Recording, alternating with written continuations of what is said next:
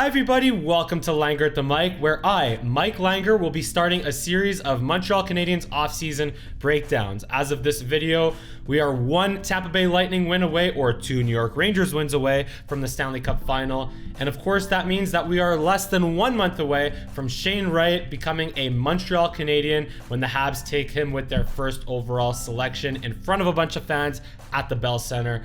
God, I hope they get that pick right, or right if you know what I'm saying. We'll touch on that a little bit later in this video. Now, of course, this is the first offseason for Kent Hughes and Jeff Gordon, and a very interesting one to see which direction they will go. They finally officially removed the interim tag off of head coach Martin St. Louis. They also extended defenseman Chris Weidman, and they hired Marie-Philippe Poulin as a player development consultant, which is a fantastic hire. And I'm going to discuss the draft, trades, and free agency in other videos, but for today, we're going to address the intermediate future, that is next season, and should the Montreal Canadiens look to or hope to tank in 2022-2023. Now, a lot of Habs fans are hoping that the Habs finish in last place again next season for a chance at a lottery pick and a chance at Connor Bedard, Matvei Michkov, or Adam Fantilli. But I'm going to tell you that the Habs should not look to tank in 2022-2023, and here's why. First of all, remember just how bad the Montreal Canadiens were last year in 2021-2022. They won only 8 of their first 48 games. Like, they were not just bad, they were historically bad, both from a franchise standpoint and an all-time NHL standpoint at that pace, with only 8 wins in 48 games. They couldn't score, they couldn't keep the puck out of their own net, their special teams, both power play and penalty kill, were awful. And remember, they came into that season off a shortened offseason after the run to the Stanley Cup final, having lost Philip Deneau, Corey Perry, Jesperi Kotkaniemi, of course, and Shea Weber due to injury, Carey Price due to injury, Joel Edmondson missed the first half of the season. So it was, all this to say, it was a mess last year, and do you really want to go through that again? Oh, well, if it means getting Connor Bedard, Matvei Michkov, or Adam Fantilli, then hell yeah, sign me up. That's cool, and I agree with that, but again, for the Montreal Canadiens to finish in last place again, they can't just be bad. They have to be really, really, really bad.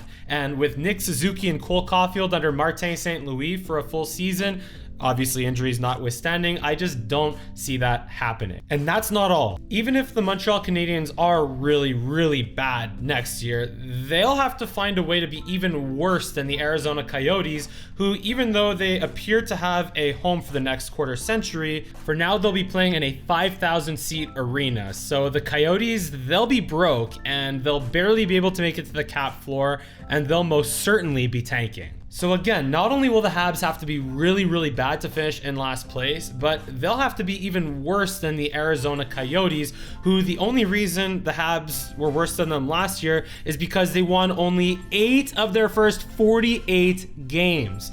And even if that does happen, remember the Habs were lucky to win the lottery this past season. They had less than a 30% chance at winning the lottery, even though they finished in last place. That's just how it works. So to recap, if they manage to finish in last place again by being terribly bad and being even worse than the Arizona Coyotes, they'll have to rely on the lottery again, which is not favorable. And if they don't finish in last place, they'll have less than a 15% chance at winning one of the top 2 lottery spots, which means they'll probably pick outside the top 5.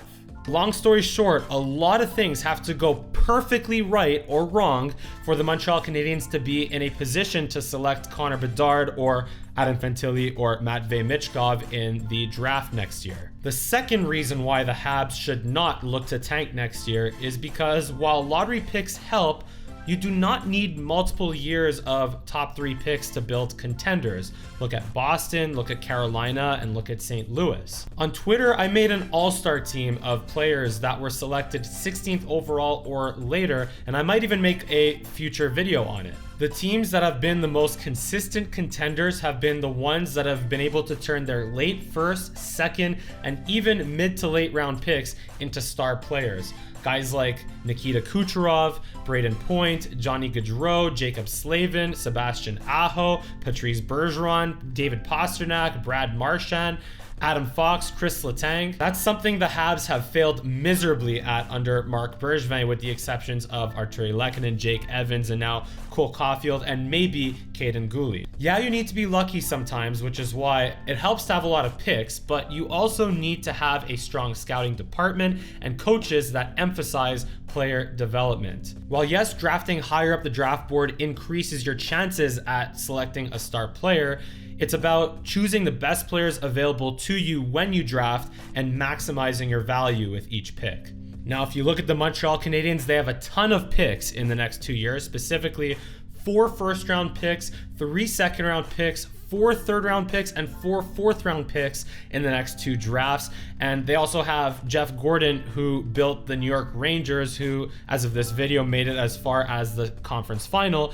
And also the Boston Bruins, who won the Stanley Cup in 2011. Jeff Gordon's fingerprint is on that roster quite abundantly as well. So I am confident that the Montreal Canadiens will turn Shane Wright, or whoever they pick first overall, into a franchise player, and that they'll be able to use the draft capital in the next 2 years to turn some of their other first and second round picks into star NHLers, or at least productive NHLers.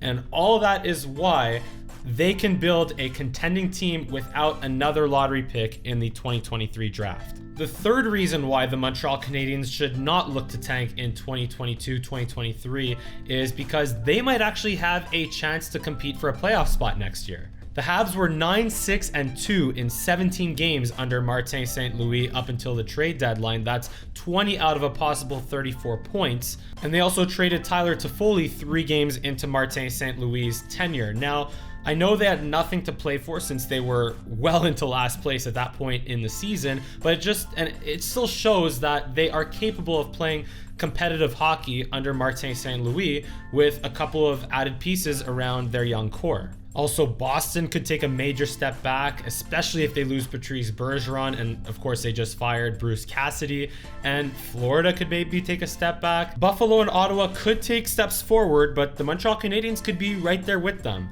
But also look at how the Montreal Canadiens have done after difficult seasons. You look at the 2013 shortened lockout season after 2011-2012 when they finished second in the Eastern Conference. You look at the 2016-2017 season after 2015-2016 where the Habs finished first in the Atlantic.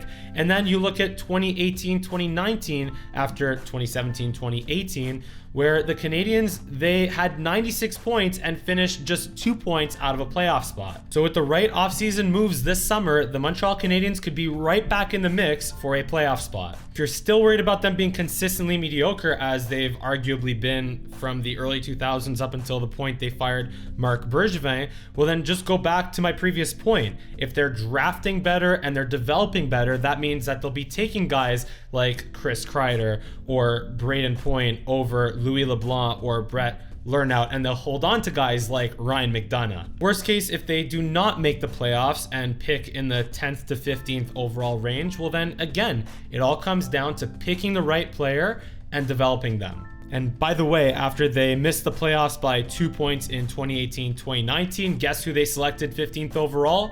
Cole Caulfield. The bottom line is that no professional sports team ever admits to tanking. Players and coaches care about winning, not maximizing their draft selection. And while yes, I'd love to see Connor Bedard or Adam Fantilli or Matvei Michkov in a Montreal Canadiens jersey, assuming they all become superstars, I'd rather see the Habs turn their promising prospects into productive NHLers and actually build through the draft. While yes, rebuilds are about maximizing your draft capital at the trade deadline and rebuilding your core through the draft, it's also about improving from year to year, or else you get the Buffalo Sabres of the last decade or the Edmonton Oilers from 2006 until 2015, where they're just consistently awful and finishing close to last place every year with no improvement. Or you get the Toronto Maple Leafs, who still haven't won a playoff round since 2004. Of course I had to mention that. So while the Montreal Canadiens should not expect to contend for the Stanley Cup next year, the least they should expect is to take a step forward, which is pretty easy when you finish in last place and are the first team in NHL history to finish in 32nd place. Yeah, the Carey Price situation is tough. I really hope he gets to recover both physically and still mentally so that he can first and foremost be a healthy human being and a happy and awesome father for his daughters. But you can find goalies that can get you through the regular season, especially this off season with so many goalies expected to hit free agency.